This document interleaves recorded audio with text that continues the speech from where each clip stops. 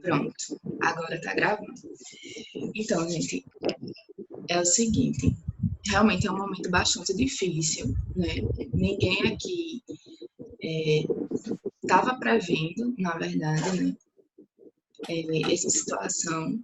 É um momento de adaptação para todo mundo, né? Para a gente, professor, mas para vocês também, enquanto aluno, né? Principalmente para vocês que estão no primeiro período. Então, é um momento que vocês estão entrando agora na faculdade, estão começando a aprender, já ver, né? Essa mudança repentina. Mas tenho certeza, assim, de uma coisa, que todos os professores estão dando o seu melhor, né? A instituição, inclusive, né, para tentar amenizar essa situação da melhor forma possível. Né? Então, a forma como a instituição viu para sanar minimamente o problema das aulas, né, foram as aulas remotas, né, que não é AD, certo, gente? As aulas remotas, na verdade, são aulas na hora da aula normal, só que em vez de a gente estar dentro da sala de aula, a gente está em um ambiente virtual, né? Então, assim, eu tô aqui para ajudar vocês, auxiliar vocês no que for preciso, certo? Podem entrar em contato comigo, eu estou sempre disponível, tá? Então é só me chamar que a gente conversa qualquer questão pendente, certo? Qualquer dúvida que vocês tenham.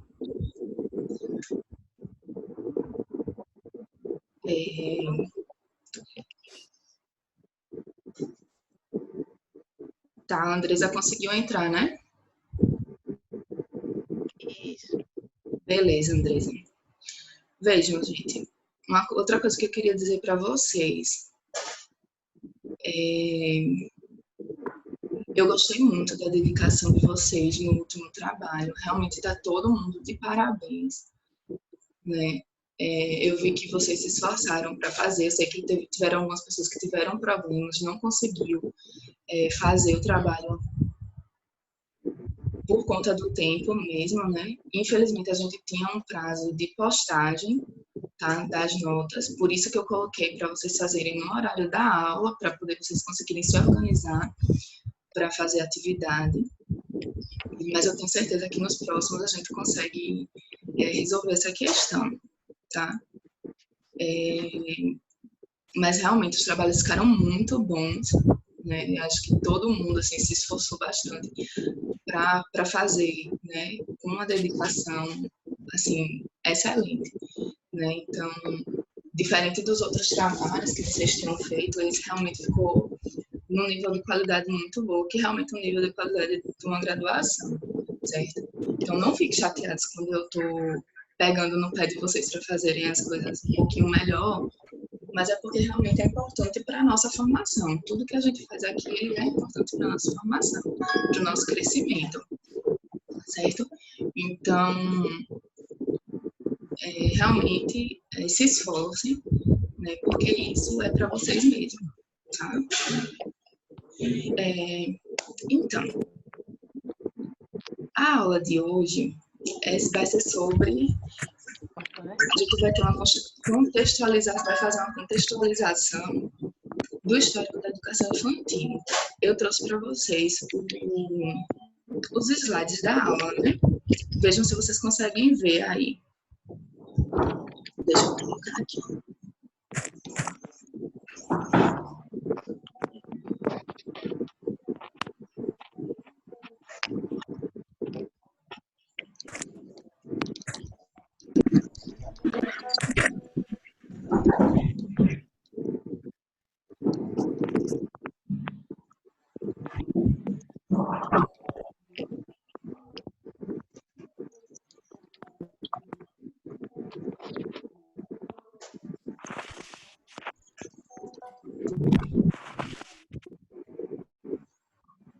Ih, meu computador travou aqui.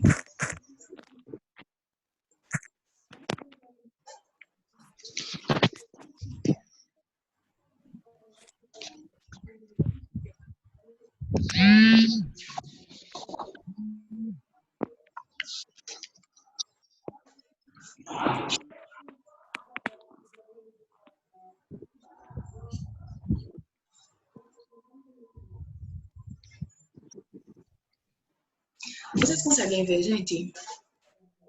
Sim. Sim. Ótimo. Então, hoje nós vamos estar fazendo um pouquinho dessa contextualização histórica da educação infantil. Vocês leram o texto? Sim. Fizeram o estudo dirigido? Responderam? Sim. Ótimo. Porque a nossa primeira parte da aula vai ser justamente discutir sobre esse histórico, sobre esse estudo dirigido. Mas, para início de conversa, né, eu trouxe para vocês aí um poema do Manuel de Barros.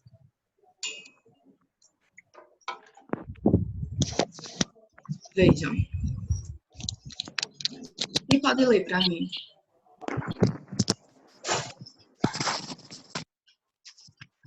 Foi na Consegue ver? fazenda do pai antigamente. Eu teria 2 anos. Meu irmão, 9. No caminho, antes, a gente precisava de atravessar um rio inventado. Na travessia, o carro afundou e os bois morreram afogados. Eu não morri porque o rio era inventado. E aí, gente?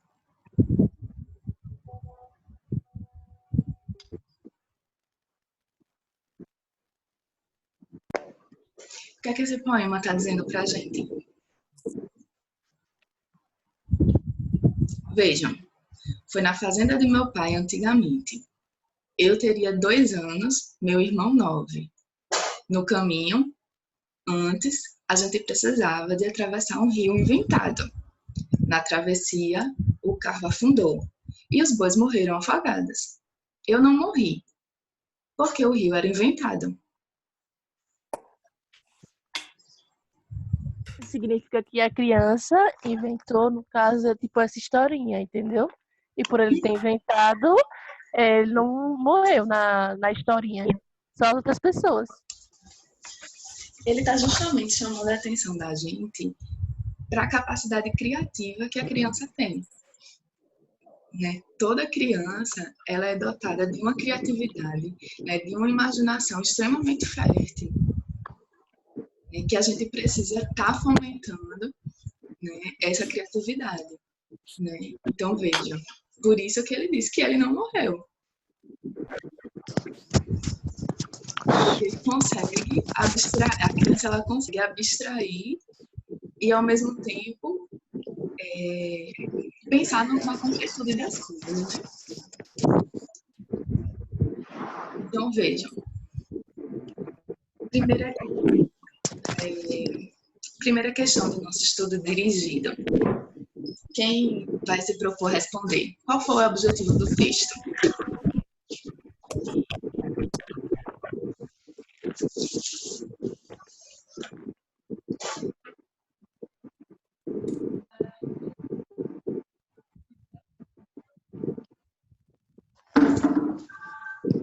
O nosso texto base foi a história da educação infantil no Brasil, avanços, retrocessos e desafios nessa modalidade educacional. Qual o objetivo do texto? Analisar criticamente a trajetória histórica das instituições de alimento à criança, bem como discutir os avanços e retrocessos dessa modalidade educacional no Brasil. Exatamente. É isso? É isso. Ele coloca lá na primeira página, ele já traz, né? Esse objetivo do texto, que é traçar essa história, essa trajetória histórica. E aí, tanto no Brasil, antes de ele chegar no Brasil, inclusive, ele faz essa contextualização universal. Certo? E aí, além disso, ele vai tratar tanto dos avanços como dos próprios retrocessos, mas dos desafios que se apresentam, né? Num processo educativo, né? Num trabalho pedagógico, certo? É, o segundo, explique o impacto da Revolução Industrial na reorganização da sociedade. Outra pessoa, sem ser a Joyce agora. Tá bom. Eu coloquei assim, Da o lista para o sistema,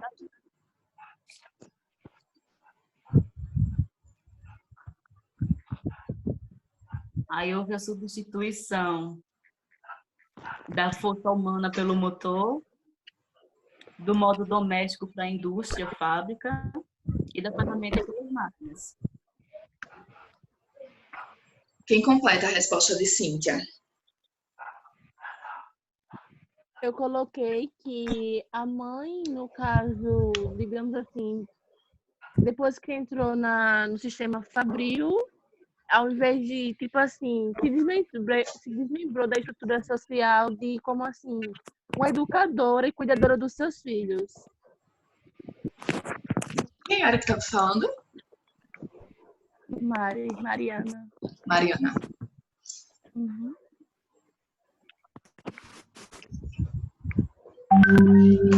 Por que a mãe deixou de ser essa cuidadora dos filhos?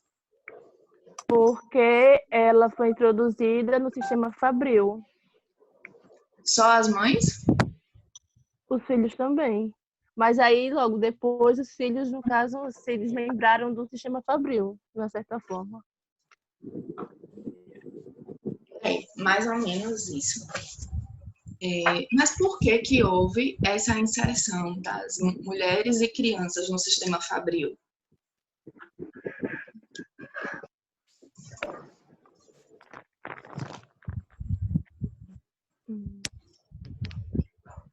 Estão me ouvindo agora? Estamos, Miriam. Bom dia. Bom dia. Meu pai, não vou mostrar minha cara, não. É isso. Eu Então, tô meu aqui pai, doida agora que eu para não compartilhar esse momento. vou comportamento, momento lindo, acabando de acordar.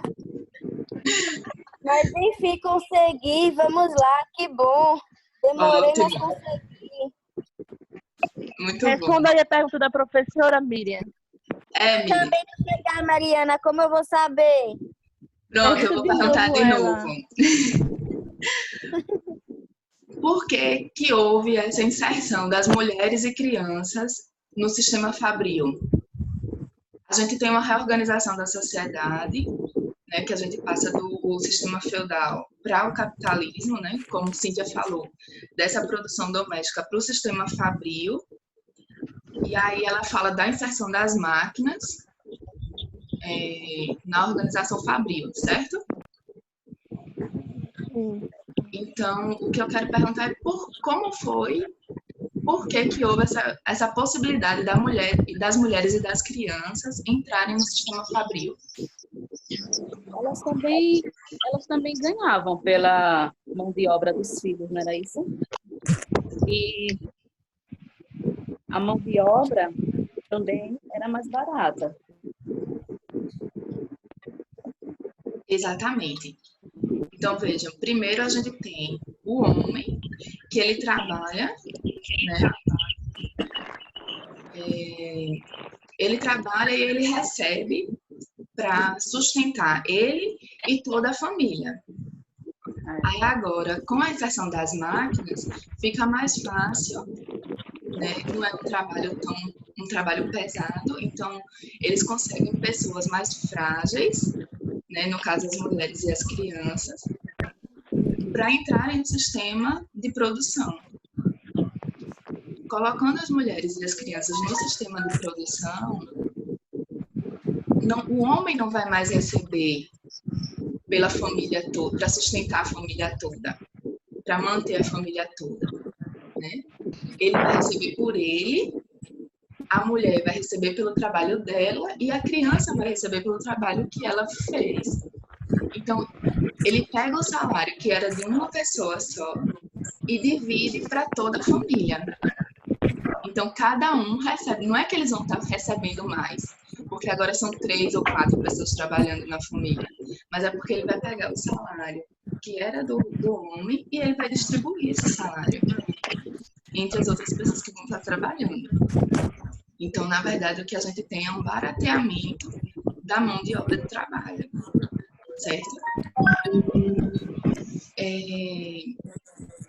Mas a inserção da mulher e da criança nesse sistema de produção, ele vem justamente porque, com a inserção das máquinas, a gente consegue ter, como que a gente diz,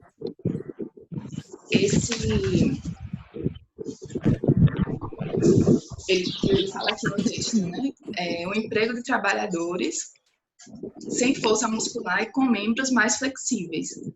Então, por exemplo, as máquinas, elas têm espaços de limpar, por exemplo, que são muito pequenos, muito estreitos. E aí que só a mão de uma criança consegue fazer esse trabalho. Então, por isso que as crianças começam a ser inseridas também nesse sistema fabril, certo? O que foram as mães mercenárias? Eu respondi. As mães que ficavam com as crianças, as mães que ficavam com as crianças das mães operárias. Certo.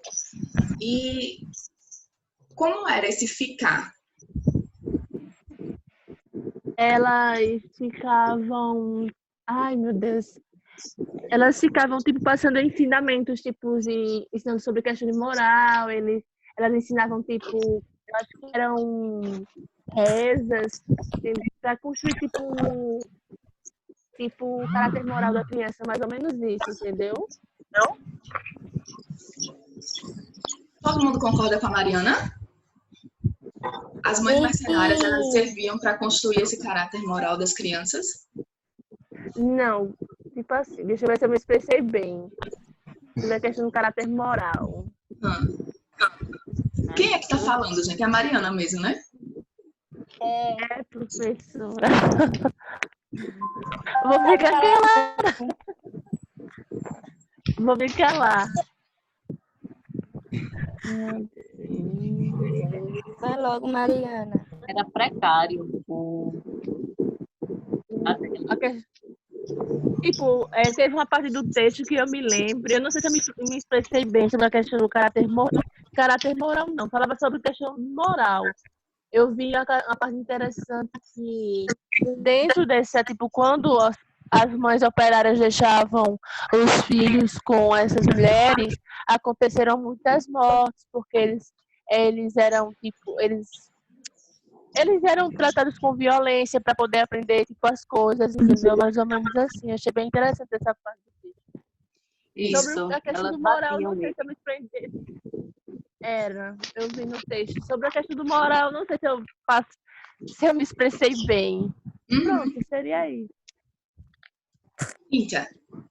Elas castigavam, era muita lapada nos bichinhos, né? Não tinham tantas condições de higiene, era pouca comida, apenas uma mulher só para ficar com um monte de menino, então ficava o caos, ficava um ambiente conflitante. Então, essa questão era só mesmo assistencial. Não tinha essa forma de ensinar, não tinha ainda a forma pedagógica, era só uma cuidadora. Exatamente. O que essas mães mercenárias se propunham, na verdade, era meio que deixar para as crianças não ficarem exatamente sozinhas, né? Mas aí elas não tinham a menor formação para isso, né? Eram mulheres ou até meninas mesmo, né? Que ficavam olhando, as que não iam trabalhar nas fábricas, mas ficavam olhando as crianças. E aí tinham só que alimentar, certo?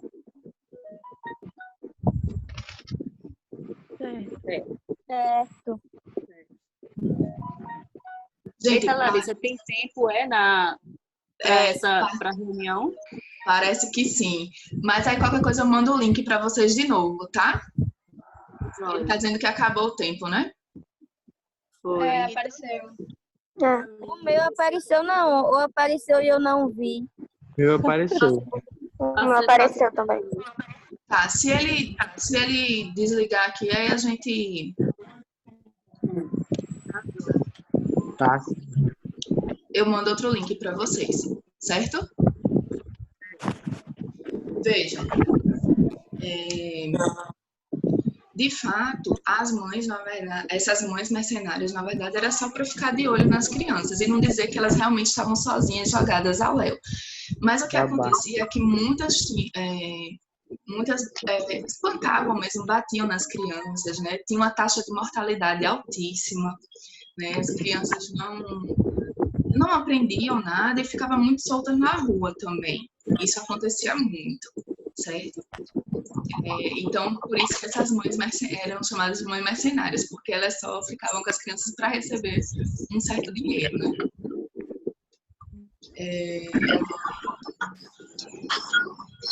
A próxima pergunta é: qual o objetivo e enfoque das principais instituições de cuidado à criança na Europa e nos Estados Unidos? Era cuidar e proteger das crianças enquanto elas iam trabalhar nas fábricas. Aí ficava responsável pela guarda e os cuidados físicos de criança. Então, o enfoque e o objetivo dela era justamente esse assistencialismo, né? Esse enfoque assistencial, não pedagógico, né? As crianças não precisavam aprender nada, era mais para ficar com as crianças que foram abandonadas, né? E aí ele traz uma questão interessante sobre as mães solteiras, que eram, na verdade, essas instituições eram também orfanatos, porque para ser mãe solteira na época era um absurdo, né? Era uma coisa que tinha de se vergonhar. Inclusive, o texto coloca que isso são as mulheres da elite, né? Porque as mulheres, as mais pobres, elas não tinham do que já se envergonhar, né? Então, assim, esse era um problema específico das mulheres da elite, que colocavam as crianças nesses orfanatos meio que para esconder que eram mães, que já eram mães.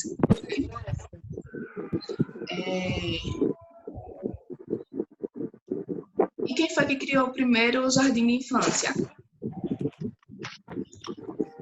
Outra pessoa, gente, que ainda não falou.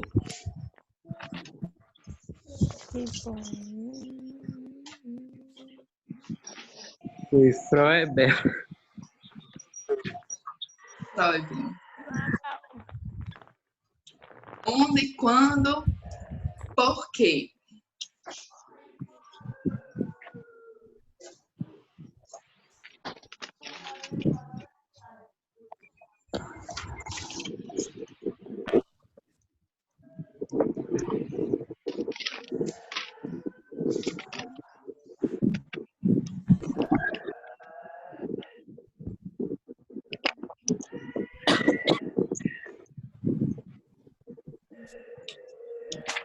E aí, gente? Onde foi que Freud criou o primeiro jardim de infância? Foi criado em Blanquemburgo em 1840. Isso. E a preocupação dele era o quê? Qual era o objetivo?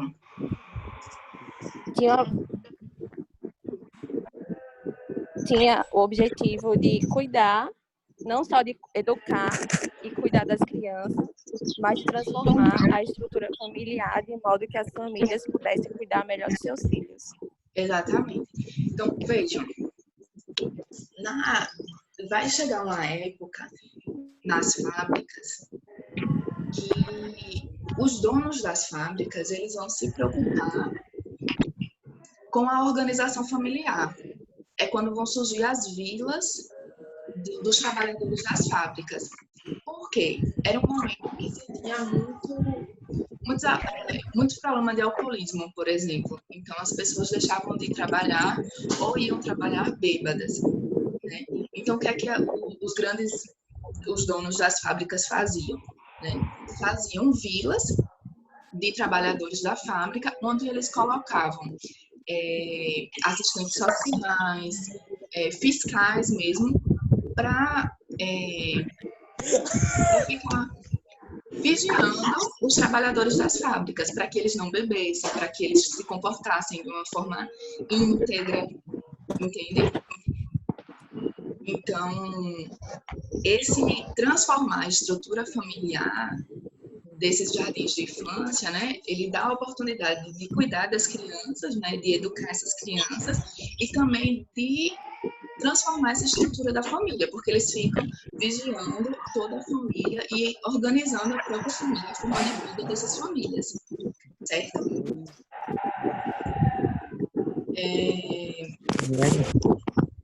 Já no Brasil, as primeiras tentativas de organização de creche, qual era o objetivo deles? Também era assistencialismo ou tinha esse lado mais pedagógico já? Tinha já o lado pedagógico. As primeiras tentativas de creche no Brasil? Não, era assistencial também, né? Também era assistencial. Né? Inclusive, por exemplo, a roda dos excluídos, vocês viram no texto, né? Das casas de misericórdia. Eles também eram assistenciais. Todas as creches que foram, as primeiras, na verdade, né? As primeiras creches criadas no Brasil, ela tem esse aspecto assistencial, certo? E esse conceito assistencial é porque se tem um conceito de infância, né? Uma forma de ver a criança. E qual é esse conceito nessa época, dessas primeiras instituições? O objetivo era auxiliar as mulheres que trabalhavam fora de casa e as viúvas desamparadas. Esse era o objetivo, mas qual é o conceito de infância? O que é que se pensava da criança? O que era a criança? Era concebida como um objeto descartável, sem valor. Exatamente. A criança, pelo alto índice de mortalidade, a criança era, na verdade, vista como um objeto qualquer, sem importância. Um valor. Por que a maioria dos pais, eles não tinham um apego por essas crianças? Porque a maioria delas ou morriam assim que nasciam, ou quando chegava com seus 3, 4, 5 anos, eles morriam de alguma doença, tipo sarampo, gripe, pneumonia. As crianças, na época, se tinha também uma questão de saúde, né, bem complexa, né, bem precária. Então, o que é que acontece? Muitas crianças morriam, e não só pela negligência, né, dos pais também, que na época se tinha, né, porque os pais saíam para trabalhar, mas porque não tinha esse acesso à saúde, não tinham vacinas, não tinham a questão da limpeza era extremamente precária. Então, muitas crianças morriam antes mesmo de completar os seus 3, 4 anos. Né? Então, por isso que não tinha esse apego, esse sentimento de infância, de ai, que lindo, é a criança que a gente tem hoje, né? Que precisa cuidar, né? Precisa, não pode negligenciar, que esse sentimento que a gente tem hoje, na época, não existia. Né? Então, deixava a criança para lá, se virar sozinha, porque se ela sobrevivesse, aí a gente seria um adulto, a gente poderia, precisaria cuidar dela, certo? E aí ele coloca 3 tendências da implantação das creches de jardim de infância no Brasil, aí no final do século XVIII, ou XIX e XX. Qual que eram essas 3 tendências? Deixa eu ver.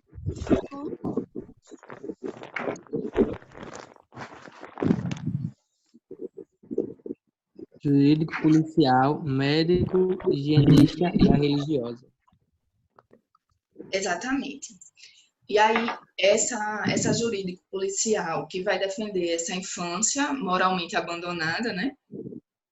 E a médico higienista é a religiosa, que ela surge realmente na intenção de combater essa mortalidade infantil, né? Quando se começa a pensar a criança enquanto são os primeiros resquícios, na verdade, né? De pensar a criança como esse sujeito, né? De fato. E aí ele vai falar sobre a questão da teoria da educação compensatória, ou teoria da privação cultural. Quem pode explicar sobre isso?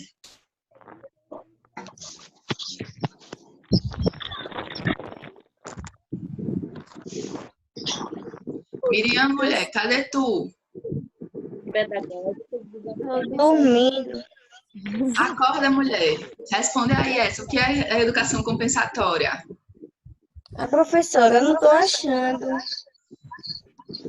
Wellington, eu ainda não vi tua voz. Olha lá.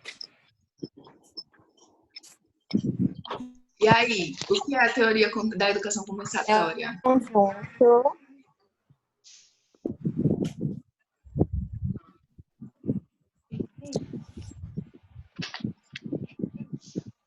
Defendia tanto nos É o Estados conjunto de Unidos. medidas políticas. Ai, meu Deus. Vai, Ah, fala. Fala aí. Me perdi. Também. Ai, Cadê?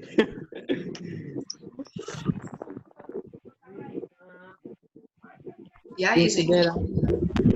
É.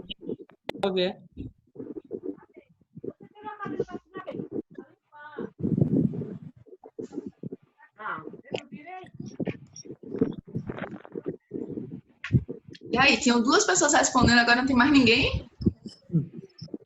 Considerava que o atendimento à criança pequena fora do lar possibilitaria a superação das precárias condições que estavam sujeitas a esse período de vida da criança de maneira padronizada e homogênea. Isso. Aí, vejam. Na verdade, essa teoria da educação compensatória é tipo a criança pobre, ela é carente, necessitada, e aí ela vai para a escola, na verdade, para receber os cuidados que a família não tem condição de propor a ela. Que é diferente, por como exemplo, se da fosse um criança... direito dela, né? Como se fosse o quê? Como se não fosse um direito que ela tivesse e fosse feito isso para poder compensar. Por isso que essa questão, né, da compensação, a educação da compensação. Exatamente. É para compensar as dificuldades e as deficiências que ela tem por ser pobre. Então, é como se a criança pobre, só pelo fato dela nascer numa família pobre, ela tem as deficiências, e aí por isso que você precisa educar essa criança, você vai compensar ela, né, dessas condições sociais precárias. Né? Então, ela vai para a escola não é para aprender, é para se alimentar, é para aprender questões básicas de higiene, né? Não tem um programa especificamente pedagógico, certo? E aí, isso já traz essa última questão nossa que a gente coloca, aponta as diferenças entre instituições públicas e particulares de atendimento à criança, que ele mostra também essa dualidade, né, entre as crianças da elite e as crianças mais pobres, né? Que é justamente todas as instituições que foram criadas, as públicas eram nessa teoria compensatória ou da privação cultural, né? Elas são privadas culturalmente, então a gente precisa suprir isso. E as particulares era mais nesse sentido mais intelectual, do desenvolvimento intelectual mesmo, certo? Então, gente, vejam, eu fiz essa sistematização, uma sistematização para a gente dessa parte do texto, certo? E aí tem uma parte do texto que não entrou nesse estudo dirigido, que é a parte mais de legislação, certo? Mas aí eu coloco aqui na sistematização. Vejam. Então, como a gente tinha falado, né? A gente vai passar do feudalismo para o capitalismo, né, que aí muda esse modo de produção doméstico, né, para um modo de produção fabril. E isso possibilita uma reorganização da sociedade com a Revolução Industrial. Né?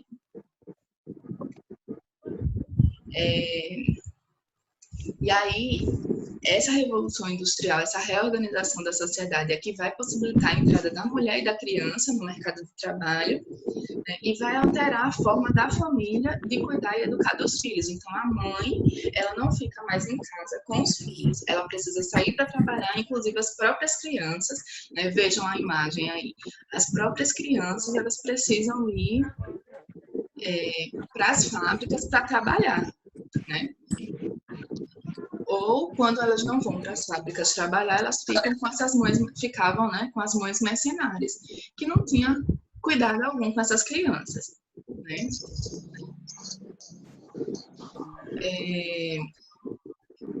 Então, eles criam uma nova oferta de empregos para as mulheres, mas aumentam os riscos e os maus tratos às crianças, né, reunidas em maior número, as crianças, né, reunidas em maior número aos cuidados de uma única mulher despreparada, né, que são essas mães mercenárias. E tudo isso aliado a pouca comida, pouca higiene, o quadro caótico e confusão, né? E aí que é isso justamente que aumenta a questão dos castigos e da pancadaria, né? No caso, as crianças serem espancadas mesmo por essas mães mercenárias. Porque eles queriam o quê? Que as crianças ficassem mais sossegadas, mais passivas, e aí aumenta a questão da mortalidade infantil, né? E aí, quando eu estava lendo essa parte, eu lembrei dessa necessidade de tornar a criança mais sossegada, tornar a criança mais passiva. E aí eu fico lembrando que hoje a gente tem esse mesmo pensamento, de querer tornar a criança mais sossegada. Toda criança hoje, para os educadores, tem imperativismo. Toda criança é imperativa. Vamos meter remédio nas crianças. A gente tem que ter muito cuidado com essas coisas, porque isso é uma forma de violência com as crianças, né? A criança, toda criança normal, que tem saúde, ela tem muita energia.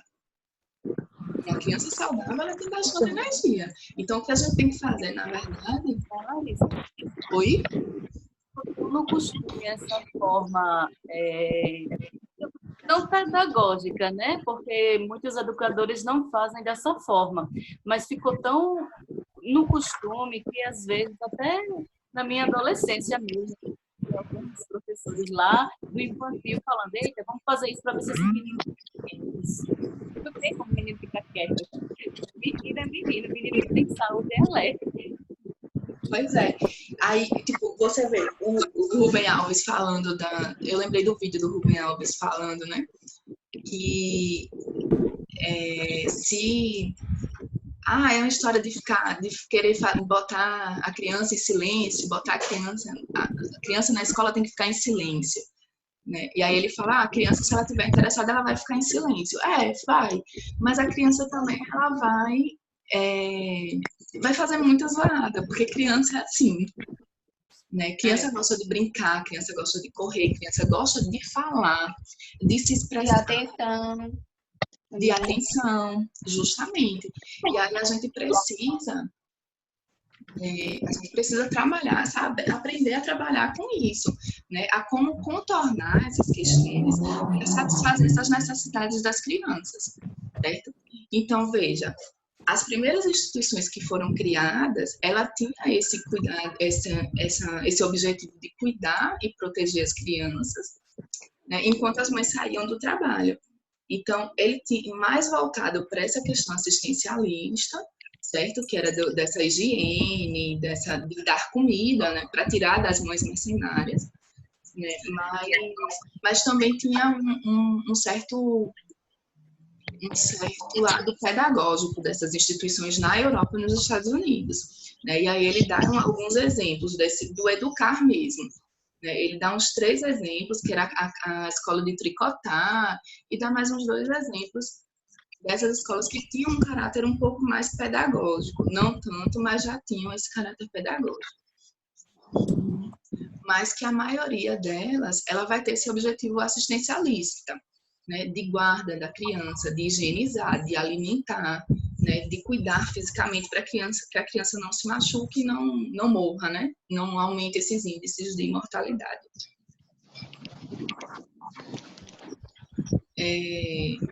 apareceu umas coisas aqui. Vocês estão vendo? Ou só eu que estou vendo? Dá pra Sim, ver, tô vendo. Mas eu não sei não o que foi isso, tá, gente? Não fui eu. Minha rede foi eu sem querer. Sim. Tudo bem. Limpei já, limpei. Veja. Aí a gente já viu, né, que Freud foi um pedagogo, né, que vai criar esse primeiro jardim de infância preocupado não só em educar as crianças, nessa questão assistencialismo, mas em educar as crianças também, né, para que pudesse mudar essa estrutura e o modo que as famílias pudessem cuidar dos filhos. No Brasil, as primeiras tentativas de organização eram os orfanatos, e aí ele coloca os orfanatos, os asilos, né? Todos eles tinham esse caráter assistencialista, né? Para ajudar, auxiliar as mulheres, as desamparadas, né? As viúvas, e esconder, como a gente já tinha falado, essa questão da vergonha de ser mãe solteira, principalmente da elite, né? As mães solteiras ricas, né? Mas a gente, o que a gente precisa considerar nessa época é que não se tinha esse conceito bem definido sobre a especificidade da infância, certo? E hoje a gente tem um conceito de infância que na época não se tinha. Então ela era, de fato, como o Clebson tinha colocado, né, esse objeto descartável, sem valor intrínseco do ser humano. Né? E esses fatores da mortalidade, da desnutrição e a grande quantidade, né, dos acidentes domésticos eram fatores que fizeram com que as pessoas começassem a pensar em alguns espaços de cuidado dessa criança, né, para diminuir esse índice de mortalidade de acidente, né? E aí, na verdade, quando se começa a pensar uma concepção de infância, quando se começa a se ter um sentimento de infância, na verdade, é por essa preocupação com esse problema. Então, a criança, ela era um problema que precisava ser resolvido, né? Então, as preocupações com a infância, né, com a especificidade da infância, vão iniciar pela criança, pela infância, ser um problema social. É por isso que ela vai ter esse cunho filantrópico, de caridade, assistencialista, certo? E aí, devido a esses muitos fatores, né, como o processo de implantação da industrialização, a questão da entrada da mão de obra feminina no mercado de trabalho, a própria chegada de imigrantes europeus, né, que aí vai ter uma reorganização social que vai ganhar força aí, né? Então, eles começam a se organizar, esses imigrantes, né, e essa mão de obra, eles começam a se organizar nos grandes centros urbanos. Então, a gente não tem mais esse interior, né? A gente começa a chegar nos centros urbanos, né? Uma urbanização, né? E vão reivindicar melhores condições de trabalho.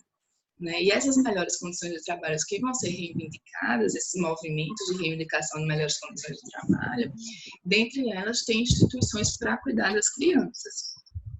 Né? E aí é justamente aqui que os patrões eles vão entender essa criação dessas instituições de cuidado como uma forma de é um gasto que é compensado para eles, porque se a mãe está satisfeita com o cuidado da criança, né, entende que a criança dela está cuidada, está segura, ela trabalha melhor, trabalha mais tranquila. Né, que é mesmo, na verdade, hoje a gente pensa assim também, né? Meu filho está na creche, mas ou deixei com a avó, né? Então eu tô tranquila, eu fico tranquila, eu consigo trabalhar bem, né? Então os patrões pensaram nisso também. Então, a criança, a gente coloca ela numa instituição, dá uma assistência à criança e a mãe vai trabalhar satisfeita. Então, ela produz mais, certo? Só que essa educação nessas instituições é nesse sentido da educação compensatória. né, de superar essas condições precárias. Então, se ela fica em casa ou com a mãe mercenária, as condições de higiene, de alimentação são extremamente precárias. Então, eles vão para essas instituições, vão para as creches e os jardins de infância para ter uma higiene, aprender, né, a questão de higiene, conseguir se alimentar, né? Se a gente parar para analisar, por exemplo, o que os programas sociais hoje, a inserção dos programas sociais dentro da escola, né, isso ainda acontece, né? Porque a gente tem, por exemplo, o Bolsa Família, a gente tem programas de saúde dentro da escola, por exemplo, vai ou não vai, tem aquela equipe de estudantes de odontologia que vão aplicar flúor nas crianças. Eu não sei se é muito comum a gente encontrar isso nas escolas, né? Que é esse caráter dessa compensação, né? A escola, a educação ainda hoje, ela tem esses resquícios dessa educação compensatória. Vamos vacinar as crianças na escola, então leva todo mundo de saúde para ir vacinar os meninos, porque senão as mães, como se as mães e os pais não fossem levar elas para vacinar, certo? Professor,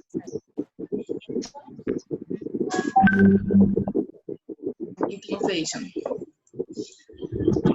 Aí ele coloca, né? A ideia é de que as crianças oriundas das classes sociais dominadas, né, ou seja, as pobres, elas são consideradas carentes, deficientes e inferiores, em que não correspondem ao padrão estabelecido.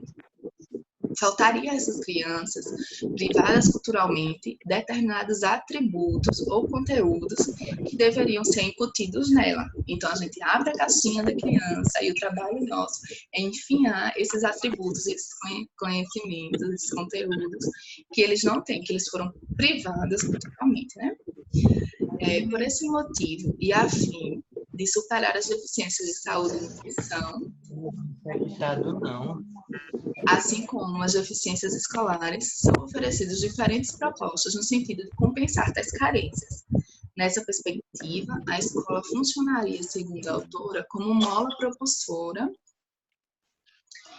da mudança social, uma vez que possibilitaria a democratização das oportunidades educacionais.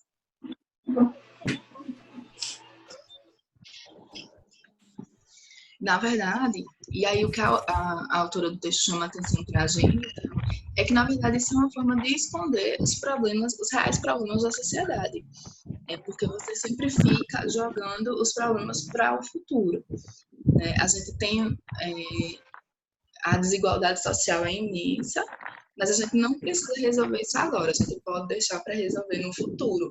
A gente primeiro dá uma educação compensatória para eles, né? A gente incute neles esses atributos, esses conteúdos que lá na frente vão gerar uma nova sociedade, certo?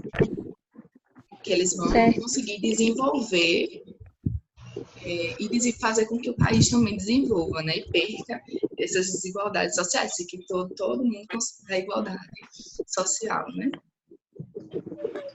Então, veja, a questão dessa dicotomia, né? Instituições públicas e particulares, as classes menos favorecidas, as escolas, elas propunham esse trabalho que partia dessa ideia da carência e da deficiência, né? Mais voltada para o assistencialismo, e as classes sociais mais abastadas que vão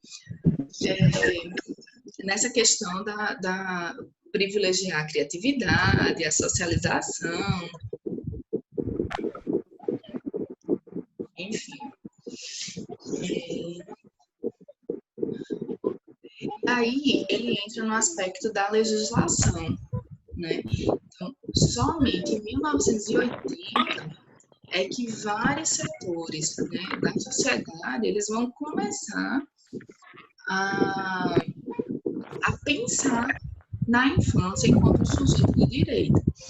Então, eles começam a unir forças com o objetivo de sensibilizar a sociedade, o governo, sobre sensibilizar a sociedade sobre esse direito da criança a uma educação de qualidade desde o nascimento. E aí a gente tem algumas legislações importantes nesse sentido, certo? A primeira é a Constituição Federal, só em 88 é que se vai reconhecer a criança enquanto esse sujeito de direitos, né? Então ele diz lá na Constituição que o dever do Estado para com a educação ele será efetivado mediante a garantia de oferta de creches e pré-escolas às crianças de 0 a 6 anos. Então, é garantido pela Constituição Federal que o governo ele efetiva a educação para as crianças desde o nascimento, né?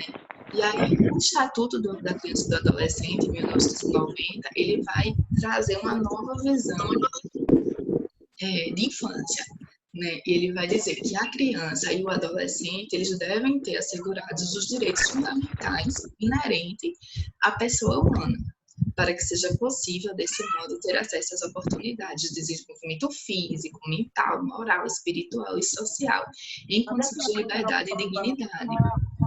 Então, vejam,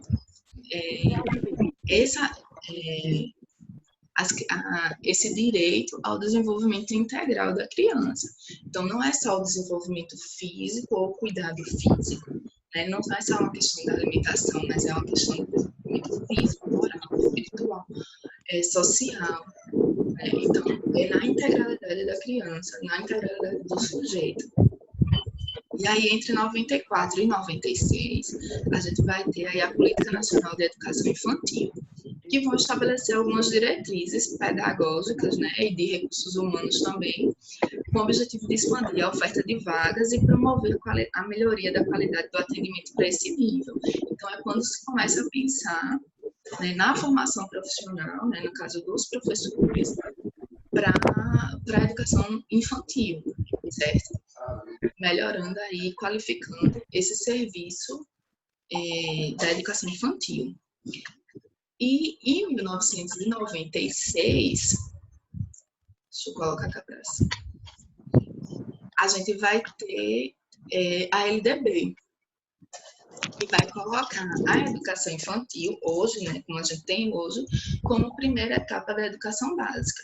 A gente inicia pela educação infantil, ensino fundamental 1, ensino fundamental 2, ensino médio e ensino superior, né? Então, o ensino superior ele não faz parte da educação básica, tá, gente? A gente tem até o ensino médio, da educação infantil até o ensino médio, como a educação básica e obrigatória, certo? Apesar que na educação infantil não é do 0 aos 6 ou 5 anos agora, né? Que é obrigatório. Só é obrigatório a partir dos 4 anos. A inclusão na escola só é obrigatório aos pais, né, a partir dos 4 anos de idade, certo? Ainda não se tornou obrigatória a educação infantil como um todo, desde o nascimento, apenas a partir de 4 anos.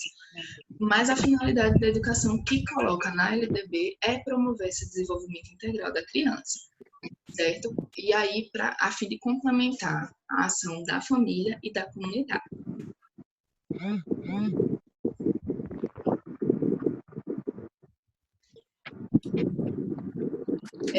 Um outro documento importante, após a LDB, né, vai ser os referenciais curriculares nacionais para a educação infantil, que a gente já conversou um pouquinho sobre eles lá em Natureza e Sociedade, certo? Esse referencial curricular, ele vai ser um documento bem importante, porque ele vai embasar todo o trabalho pedagógico, certo? Na educação infantil, tá? Então, ele vai delimitar os conteúdos, vai trazer uma concepção de infância diferente, né? Trazendo esse sentimento de infância, né? Que vai ser extremamente importante, certo?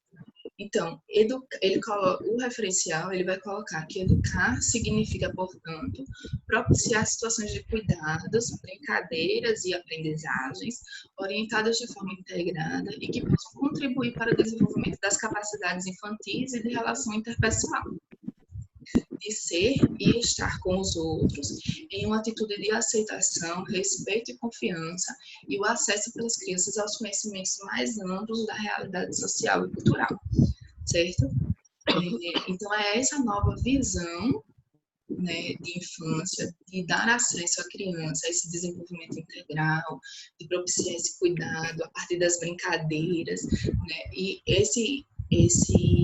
essa educação intencional, né, planejada, certo? E orientada a partir de um referencial, né, de algumas diretrizes importantes, indispensáveis para o desenvolvimento da criança. Hoje, né, o referencial curricular não é mais o que orienta a nossa atuação na educação infantil, né? Hoje a gente tem a Base Nacional Comum Curricular, certo? Que daqui a umas 2 aulas a gente vai estar tratando especificamente da BNCC, certo? Por isso que eu não trouxe nenhum apontamento aqui, porque a gente vai estudar a BNCC especificamente, né? E quais são as orientações e a proposta que ela traz para o desenvolvimento da educação infantil, certo?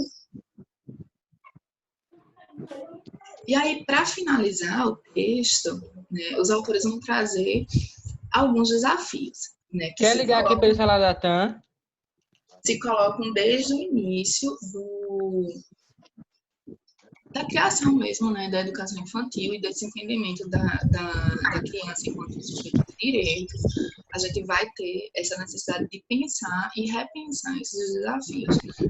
E aí ele aponta como 2 especificamente. O primeiro é a questão do acesso, né? E até hoje a gente tem uma grande dificuldade de acesso às crianças a essa educação infantil. Então, até pouco tempo, eu lembro que eu estava olhando os índices, a gente tinha 50%, ou talvez até menos, de crianças na educação infantil, né, em idade para estar na escola, que não estavam inseridas nessas instituições, né? Então, além dessa dificuldade desse acesso, né, e de vagas também, porque agora, aqui no nosso município, por exemplo, a gente teve até a criação de várias instituições, né, várias creches, vários CMEs, mas isso é recente. Né? O número chamado não pode receber discussões. Na verdade, a gente tinha muita dificuldade com essa questão das creches, né? Então, assim, não tinha, apesar de ainda ser, né, ainda ter poucas vagas, mas a gente conseguiu ampliar enormemente a quantidade de vagas nas CMEs, né, com essa entrega desses CMEs. Então, hoje, as crianças elas têm mais acesso a essas instituições, mas ainda assim, ainda tem uma grande necessidade dessa ampliação dessas vagas, para que todos tenham acesso. E uma outra questão é a questão da qualidade, né? E aí eu coloquei algumas questões aí em relação à questão da qualidade. Pela insuficiência e inadequação dos espaços físicos, a questão do equipamento e materiais pedagógicos, né? A gente não tem essa incorporação da dimensão educativa nos objetivos da creche, né? Então, é como se fosse só o cuidado, né? Então, a gente não tem como passar conhecimento nenhum, né? As crianças não precisam aprender, fica nesse caráter mais assistencialista. Ainda hoje, isso é muito recorrente. A separação entre as funções de cuidar e educar, a inexistência de currículos ou propostas pedagógicas, esses são alguns dos desafios a se enfrentar. Né? E aí ele complementa, né? Os próprios autores complementam. A questão da valorização profissional e dos recursos que são destinados a essa faixa etária, né, educação infantil. E aí também da necessidade de planejar o currículo, né, de ouvir os profissionais, as suas concepções, de problematizar a visão que os profissionais têm sobre as creches e as escolas, né? Porque a gente precisa, de fato, evitar essa perspectiva fragmentada, né, das crianças. A gente precisa entender a criança como uma criança na sua totalidade, né, a criança de forma integral. E a educação infantil, ela precisa desenvolver a criança nessa perspectiva do desenvolvimento integral, né, não só a mente, não só o corpo, mas o corpo e a mente, né, e isso de forma interligada. A educação infantil, ela não tem condição, ela não pode ser desvinculada, não pode ser fragmentada, né? A criança precisa desenvolver a questão motora, a questão emocional, a questão física. Às vezes a gente até vê, por exemplo, tem criança que ela é super quieta, quase não fala, quase não brinca. Aí as mães põem na escola e a criança desenvolve rapidinho. Tem vínculo na escola também, junto com as outras crianças. É a questão da socialização, né, da aprendizagem. Eles aprendem a partir da socialização e da interação. Então, quando as DCNs, ela coloca como eixo formativo, né, a interação e a brincadeira, de fato, está extremamente correto. Extremamente correto, porque as crianças, elas aprendem brincando e aprendem a partir da interação. E aí essa interação é a interação com o professor, interação com os profissionais da instituição, interação com os colegas e principalmente com a interação com o meio, né? Então a criança precisa desse espaço para que ela se desenvolva, né, e consiga desenvolver. E aí é como eu digo, essa questão do desenvolvimento integral é o motor, físico, emocional e social, né? Então, a gente precisa ter essa concepção, essa noção, certo? Gente, é isso sobre esse texto. Alguém tem alguma coisa do texto ainda para falar? Queria colocar mais alguma coisa que chamou a atenção e que a gente não conversou aqui? Está tranquilo já. Certo. Vejam, para a gente finalizar hoje, eu coloquei, inclusive, lá no portal, mas aí eu acho que a gente podia ver aqui, tá? Deixa eu encontrar. Que é o nosso... É um vídeo sobre a trajetória da educação infantil, certo? Ele está lá no portal também. E aí, vejam, a gente vai assistir o vídeo e tem um fórum lá no portal. Ah, eu assisti esse vídeo.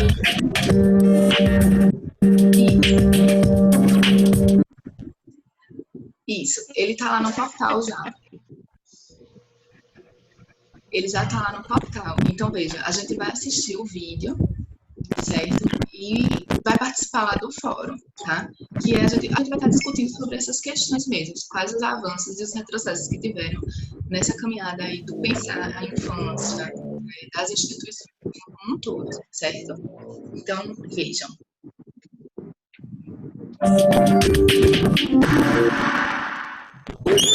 Pode entrar. Boa tarde, como vai você? Meus amigos, como é bom te ver.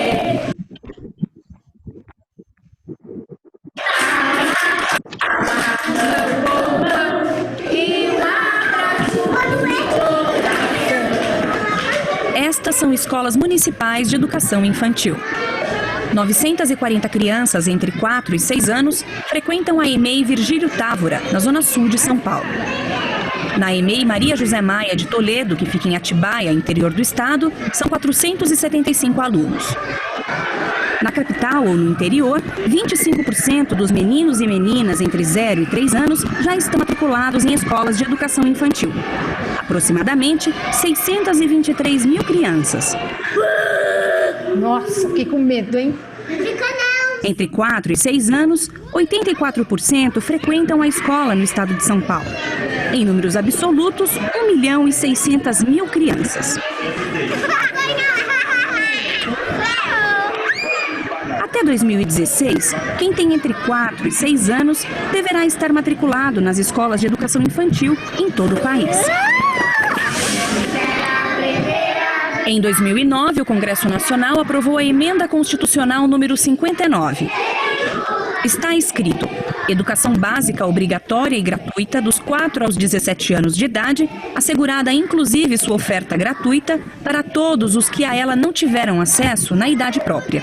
Sou trabalhador, como uma abelha. Frequentar a escola a partir dos 4 anos de idade virou lei. Ou seja, o tempo mínimo obrigatório que crianças do Brasil devem passar na escola subiu de 9 para 14 anos. Mas o que será que as crianças pequenas fazem na escola? Isso, casinha. Amanda, o que você faz na escola, Amanda? Nós faz lição. Ana Beatriz, o que você faz na escola? Ler livro. Ler livros, muito bem. André, o que você faz na escola? Eu faço desenho. Depois do André, Beatriz Oliveira. Lava as mãos. E a Emily, o que você faz na escola? Roda. Cristiano? Brincar no parque. Brinca no parque. Fazer lição, ler livros, desenhar, lavar as mãos, brincar no parque e lanchar são algumas atividades que estão presentes nas escolas de educação infantil. Fomos ver de perto como são estas atividades em 3 salas de aula de crianças de 5 anos de idade. As professoras apresentam a rotina do dia assim que as crianças chegam. Pega dos nomes. Quanta coisa! Era uma vez uma velhinha que adorava dar nome às coisas. Chamava a velha cama onde dormia de velhinha. A professora Luciana ensina as linguagens oral e escrita por meio de histórias infantis e brincadeiras. Bonita essa história, não é? Todo mundo vai levantar e vai procurar o nome para ver atrás de quem que está. Vai olhando nas costas do amigo. Tira, pode puxar. Tem que achar o seu agora. Segura, pode segurar. É a hora de as crianças escreverem os nomes dos personagens da história que ouviram. O que a velhinha fazia? Dá nome para todas as coisas. Isso, ela dava nome para todas as coisas, né? O nome do livro é a velhinha que dava nome às coisas. A Pro vai entregar a folha. Vocês vão... Quem receber a folha vai pegar o lápis lá na minha mesa para já ir colocando o nome, tá bom? Tá. Escreve aqui o nome da poltrona, o nome da cama.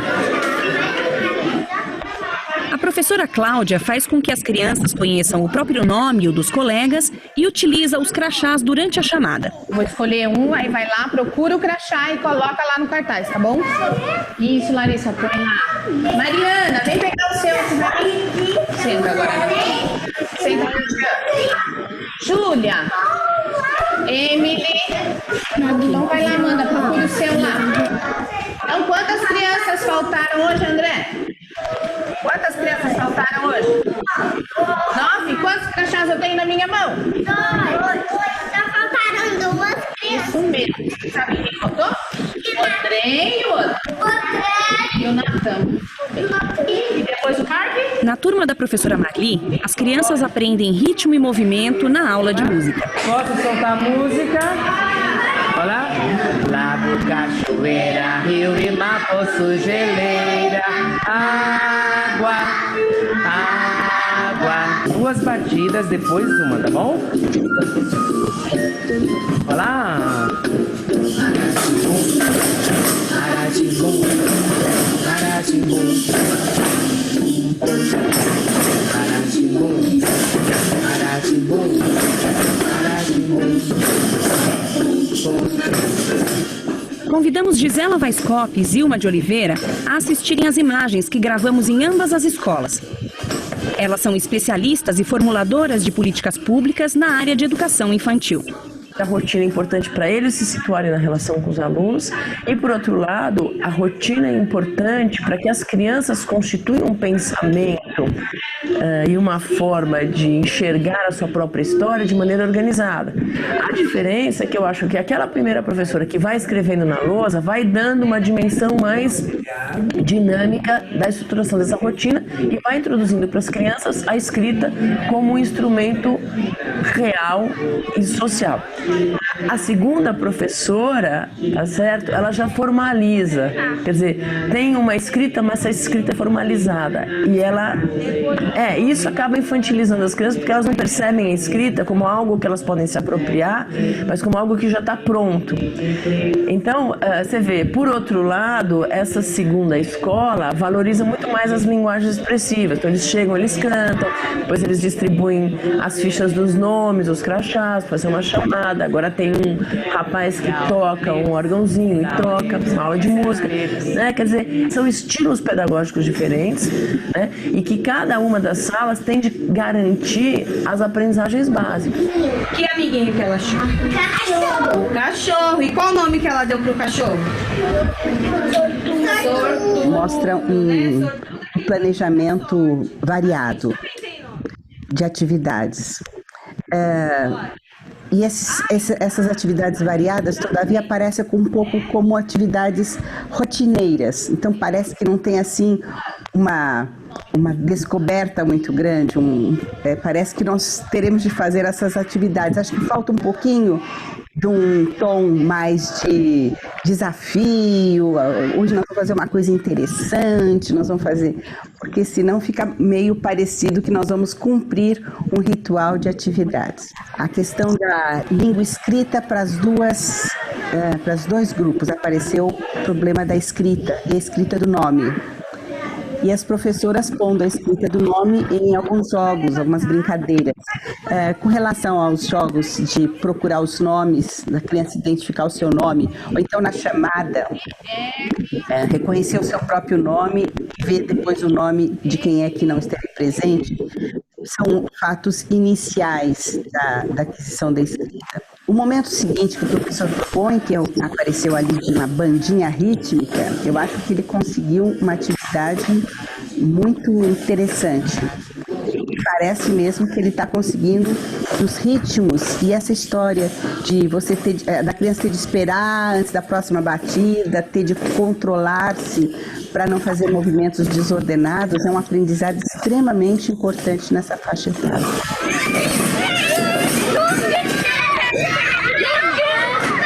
Mas qual é a importância da brincadeira para as crianças? A atividade de brincar é a atividade que a gente faz, o objetivo é saber repartir, né? Saber brincar junto. E assim, eu costumo fazer eles mudarem de mesa para brincar com outros amigos. Quando eles estão brincando, você observa mesmo, né? A personalidade deles, o estilo deles, cada um tem uma maneira de brincar, uns são mais agressivos, outros são mais sossegados. Eu vou na corrida meia-noite. Não é livre, né? Livre, assim, então agora parece que é livre, né? Mas o professor está sempre assim, observando, interagindo. Às vezes acontece alguma coisa interessante, a gente interage. Não é um brincar livre, mas sempre com a observação do professor. A brincadeira é alguma coisa que é fundamental na criança, porque ela permite à criança deslocar-se de uma atividade onde ela olha muitas coisas na realidade e passa a olhar as coisas de uma forma simbólica. Exemplo, eu posso ter um toquinho de madeira e usar esse toquinho como um carrinho ou como um pente, penteando o meu cabelo. Na hora que eu consigo pegar um objeto que não é pente e usá-lo como pente, eu dei um salto cognitivo importante. E é isso que a gente está querendo ver nas crianças. A educação infantil tem por objetivo incluir as crianças de uma maneira lúdica, a partir da brincadeira, da pesquisa, da possibilidade de levantar hipóteses, delas falarem. Se elas são capazes de usar simbolicamente as coisas, permitirá o raciocínio delas passará... Não façam vergonha, eu tô tendo aula. Brincadeira, essa capacidade ludicamente partir do concreto para o fantasia e vice-versa, da fantasia para o concreto. Será que a educação infantil sempre foi assim? A questão vai mudando nos últimos 20 anos com a inclusão, especialmente das creches, na educação, sistema de educação básica. Né? Antigamente, as creches estavam dentro de sistemas de assistência social, embora atendessem criança até 6 anos, Hoje elas e as pré-escolas estão dentro da educação básica. O desafio é aí. Quer dizer, elas passam a ter uma função educacional explícita, antigamente elas tinham, mas agora é explícita. A legislação nos pôs nesse caminho. De lá para cá, a legislação tem sido seguida de uma série de documentos que vão definindo um pouco mais sobre como fazer isso. Uma das mudanças foi a integração entre o cuidar e o educar. A questão tem que se cruzar. E tem que se cruzar da seguinte maneira. Primeiro, aos cuidados físicos importa um aprendizado. Não é que, mesmo que eu troque um bebezinho, e a maneira como eu troco, e a maneira como ele sente no corpinho dele o resultado da troca, ele tem um aprendizado. Esfrega e bem ele vai continuar mantendo este modelo de cuidado para si mesmo o resto da vida de uma grande parcela do tempo. Então, é importante saber como é que eu presto os cuidados para a criança, porque a maneira como eu estou prestando, estou dando para ele um modelo de que é assim que se come, é assim que se toma banho, é assim que se faz higiene. Nós precisamos fazer uma escola para essas crianças que respeitem as crianças, que respeitem os indivíduos, que trabalhem. Agora, para isso, eu preciso ajudar os professores. Esfrega bem, como se estivesse lavando a mão, lembra, né? O que é cuidar? Como é ensinar uma criança a ir ao banheiro? Porque ir ao banheiro para uma criança de 4 anos não é a mesma coisa de um adolescente de 17. Ir ao banheiro para uma criança de 4 anos... também, eu vivo em casa. Tudo isso é aprender. São estratégias e procedimentos de ensino muito particulares, muito específicos. Então, nós precisamos organizar os cursos de formação inicial, de pedagogia, com disciplinas muito pequenininhas, né? Educar e cuidar, como se aprende a linguagem oral, como se trabalha as artes, como as crianças aprendem a contar, como elas aprendem a falar, como elas mexem nas coisas para aprenderem, como elas mexem no livro para latir igual o cachorro, para morder igual o lobo. Outra mudança está nas professoras da educação infantil. Elas agora têm uma intencionalidade educativa, como diz Gisela Weisskopf. Há uma clareza, uma intencionalidade. As professoras sabem que elas estão lá. Né? Você vê que nesses dois vídeos nós tínhamos com diferenças gritantes em estilo pedagógico, em tipo de atividade sugerida, etc. Mas é uma base. E há atividades de leitura, atividades de escrita, atividades de desenho, atividades de informação. Uma clareza de que existe sim um conteúdo específico para além do desejo de cada professor, para além do desejo de cuidar ou de salvar as criancinhas pobres na escola para comer ou para ficar lá enquanto alguém trabalha. Quer dizer, existe uma intencionalidade educativa clara. Nos últimos anos, o MEC e o Conselho Nacional de Educação criaram documentos importantes para a educação de crianças de 0 a 6 anos. Em 1998, surgiu o Referencial Curricular Nacional para a Educação Infantil. Quem coordenou a sua elaboração foi a professora Gisela Weisskopf. Uma referência nacional que é, no meu entender, de competência federal, para que todos os estados e municípios organizem as suas redes de ensino e as suas escolas de acordo com aquela referência, ou seja, a referência do ponto de vista do conceito de desenvolvimento. No nosso caso, é sócio-histórico, sociocultural, socioconstrutivista. Não é comportamental, não é de memorização. As crianças são consideradas como plurais, não apenas um conceito único de infância. Há as diferentes áreas que devem ser garantidas para que as crianças aprendam. Conhecimento de mundo, você tem a linguagem oral escrita, natureza da sociedade, artes, matemática, etc, etc, etc. Do ponto de vista da formação da identidade. Você tem um referencial. A professora Gisela destacou, a meu pedido, um trecho que ela considera mais importante no referencial. As especificidades afetivas, emocionais, sociais e cognitivas das crianças de 0 a 6 anos, a qualidade das experiências que podem contribuir para o exercício da cidadania devem estar embasadas nos seguintes princípios. Então, primeiro, eu acho que a grande mudança que a gente vê aqui e que se mantém e que é perene nos documentos A ideia é que as crianças são sujeitos de direitos, que são crianças e não uma criança idealizada, né? O respeito à dignidade e aos direitos das crianças, considerados nas suas diferenças individuais, sociais, econômicas, culturais, étnicas, etc. O direito da saúde, interação e comunicação, o acesso das crianças aos bens socioculturais disponíveis, o computador, a leitura da história, o órgão, a música, ampliando o desenvolvimento das capacidades relativas à expressão, à comunicação, à interação social, ao pensamento, à ética e à estética. A socialização das crianças por meio de sua participação e inserção nas mais diversificadas práticas sociais, da escrita, da leitura, da música, do desenho, da escovação, da higiene. Sem discriminação. E esse Zequinha? O atendimento aos cuidados essenciais associados à sobrevivência e ao desenvolvimento de sua identidade. Além do referencial, em 2009 foram criadas as Diretrizes Curriculares Nacionais para a Educação Infantil. As diretrizes curriculares devem ser seguidas pelas escolas por terem força de lei. Diretriz, de alguma forma, ela é uma norma, né? Ele é um padrão de desejabilidade que pode, inclusive, ser usado como um pré-requisito para uma série de coisas. Por exemplo, se fizer um projeto de currículo, ele tem que seguir as diretrizes. Eu não posso fazer um projeto de currículo que minimamente não obedeça o que está sendo colocado e defender uma coisa completamente oposta. Pedi à professora Zilma que separasse um trecho que ela considera mais importante nas diretrizes. Cumprir a função sociopolítica e pedagógica das creches e pré-escolas implica assumir a responsabilidade de torná-las espaços privilegiados de convivência, de construção de identidades coletivas, de ampliação de saberes e conhecimentos de diferentes naturezas, por meio de práticas que atuam como recursos de promoção de equidade de oportunidades educacionais entre as crianças de diferentes classes sociais, no que se refere ao acesso a bens culturais e às possibilidades de vivência da infância.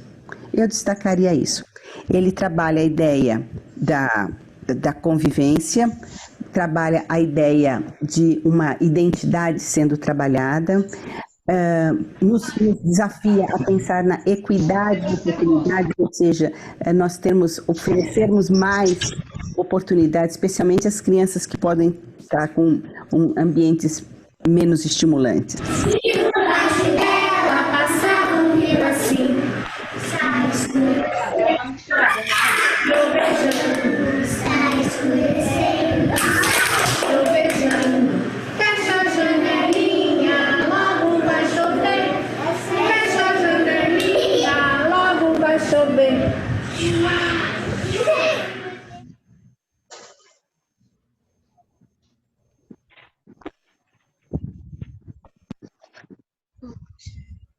Então, gente, vejam. Oi. Vale? Pode falar.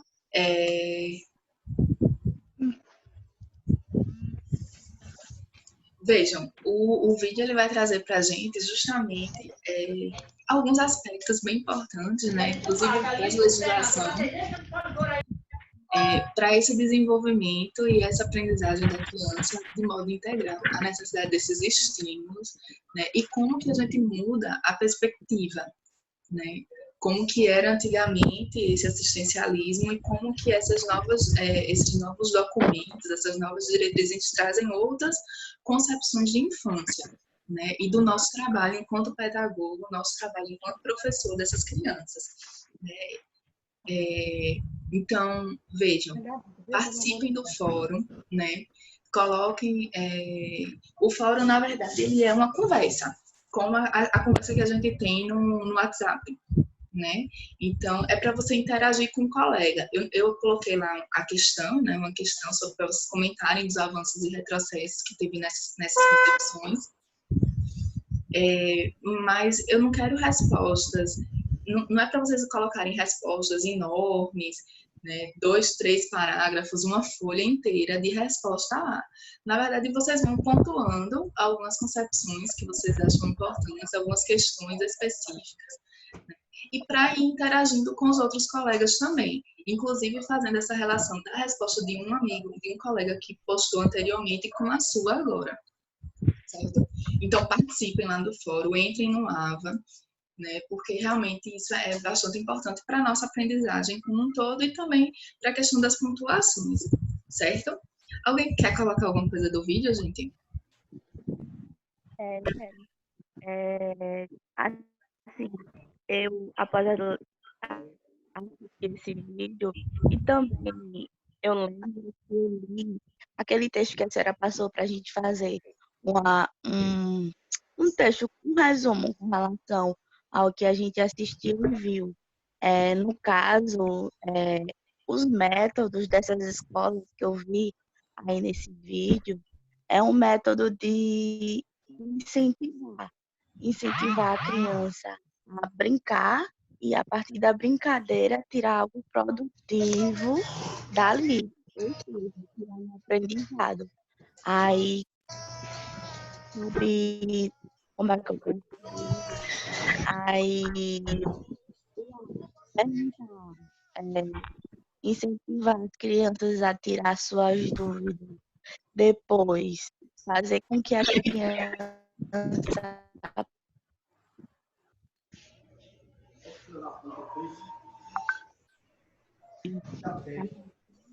tenha alguma coisa, eu acho muito importante. Como é que eu posso dizer? Se iniciar, e aprender.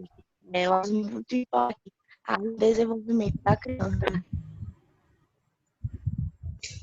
É isso mesmo. Quanto mais estímulo a gente der para a criança, quanto mais a gente fomentar a criatividade, quanto mais a gente fazer com que elas perguntem, com que elas imaginem as coisas. Então, você vê, quando a professora fala, quando ela pega um toquinho de madeira e imagina que é um carro, a gente pode pensar, quando a gente fala que a criança, ela aprende pelo concreto, mas você vê aí a capacidade de abstração da criança. Ela tem uma capacidade de abstração muito grande, né, desde pequeno, a partir dessas imaginações. A gente precisa fomentar isso, né, a gente precisa estar instigando a criança a isso, a gente precisa oferecer estratégias, né, ter algumas estratégias para que a criança ela desenvolva, né, a partir dessas brincadeiras e dessas interações cada vez mais. Não adianta a gente querer fazer com que a criança, uma criança de 3, 4 anos, fique memorizando. Esse problema da escolarização precoce, ele é um problema muito sério, né? A criança, ela vai para a educação infantil, claro que para aprender, né, diversos conteúdos, mas são conteúdos, outros tipos de conteúdo, né? De socialização, principalmente. Né? E aí a gente vai poder ver isso mais profundamente na BNCC, né? Que a gente vai ver a partir de agora o que é que a gente precisa entender, estudar com as crianças, qual a proposta pedagógica. Né? Vejam, gente, mais alguém tem alguma coisa para falar do vídeo? Não. Certo. Vejam, a gente vai ter, a gente vai ter mais dois trabalhos, certo? Eu vou estar enviando para vocês esses 2 trabalhos. Um é um seminário, e aí vocês vão precisar se dividir toda a turma em 3 grupos, certo? E aí eu vou colocar certinho, inclusive a data de apresentação. Tá? Vai ser sobre uns teóricos. Então, são 3 teóricos, vocês vão fazer a apresentação desses teóricos. E outra coisa que eu queria, o outro trabalho é sobre os campos de experiência da BNCC. Eu também vou mandar para vocês. Também é um trabalho em grupo. Então, vocês vão precisar se organizar nos grupos para poder fazer. Eu vou mandar tudo. Mas gosta de um trabalhinho, né? Mulher, tem que ser, né? A gente tá de quarentena, mas não é férias. Então, eu vou passar mais trabalho. E pense como uma atividade. Pensem como uma atividade. Eu vou mandar para vocês as orientações certinhas, tá? Outra coisa que eu preciso ver com vocês é que quinta-feira passada, como foi o primeiro dia da quarentena, a gente acabou não tendo aula. Aí eu queria ver com vocês como que a gente faz, porque a gente precisa repor essa aula. Aí tu quer dar aula de novo, Auriane? Larissa. Não, o que eu pensei, na verdade, foi de gravar a aula e postar lá para vocês. Aí vai ser... melhor. Pode ser? Pode. Quando eu penso que eu vou descansar na quarentena, aí me aparece tu, né? Que descansar? Não tem essa de descansar. Não tem jeito, rapaz. Aqui não tem essa de descansar, não. Tem que estudar. Aproveitar, inclusive, porque tá de quarentena, tá em casa, descansando. E aí consegue fazer tranquilamente as atividades. Descansando não, né? Que você não deixa? Eu sou tão boazinha, tá tudo tão light. Você nem sabe. Tá tudo tão light. Pronto, gente. Então vejam, eu vou gravar uma aula um pouco mais curta, vou colocar lá, certo? E aí vocês assistem para compensar essa aula da quinta-feira, certo? Eu já coloquei o material lá no AVA, então vocês já podem dar uma olhada, tá? Que é sobre concepção de infância também. A gente já acabou tratando de algumas coisas aqui, por isso que eu acho que também não precisa a gente marcar um encontro de fato. Mas aí vocês deem uma olhada, certo? Que eu vou estar postando lá. E os trabalhos eu mando para vocês também. São coisas simples, não precisa fazer coisas bem básicas, bem simples, mas eu vou colocar as orientações certinho lá no grupo para vocês. Tá bom? A gente fica por aqui, gente. Até segunda-feira temos aula de Natureza e Sociedade, ok? Vocês não vão se livrar de mim, não importa. Você já sabe por onde vai ser a aula de segunda, por aqui, de novo? O que é que vocês acharam da aula por aqui? Na verdade, antes eu achei que seria ruim, mas tá legal. Não é ruim, eu só tive dificuldade, mas a gente conseguimos e pronto. Falta os outros conseguirem, né? Eu acho que todo mundo conseguiu entrar. A Ana saiu, mas foi porque ela teve problema de descarregar mesmo o celular. Mas aí eu vou perguntar lá no grupo, mas eu acho que por aqui deu certo, assim, foi bom. Deu. A participação de vocês, inclusive, foi boa, foi bem melhor. Então, eu acho que por enquanto a gente mantém por aqui. Eu queria dizer para vocês também que a instituição da Pitágoras, ela está vendo uma forma de padronizar essas aulas. Então, eu vou mantendo vocês informados, mas talvez a gente tenha que mudar alguma coisa. O acesso mesmo. Parece que eles vão colocar as aulas pelo AVA. Se isso acontecer, eu aviso a vocês, tá? Mas, por enquanto, a gente mantém aqui a aula de segunda-feira aqui no Zoom mesmo. Aí a gente começa a partir das 8h30, certo? Como hoje. Tá. Tá bom, gente? Pode ser. Tchau, bom trabalho para vocês. Participem do fórum, leiam o material e até segunda-feira. Tá, qualquer coisa eu estou disponível no WhatsApp, viu? Professora, oi. Você vai colocar esse trabalho aí em grupo, se é questionário, alguma coisa lá no WhatsApp? Vou. Trabalho em grupo. Ah, bom, tá bom. Eu vou colocar as orientações certinho, viu? Tá Viu? Tchau. Tchau. Trabalho em grupo.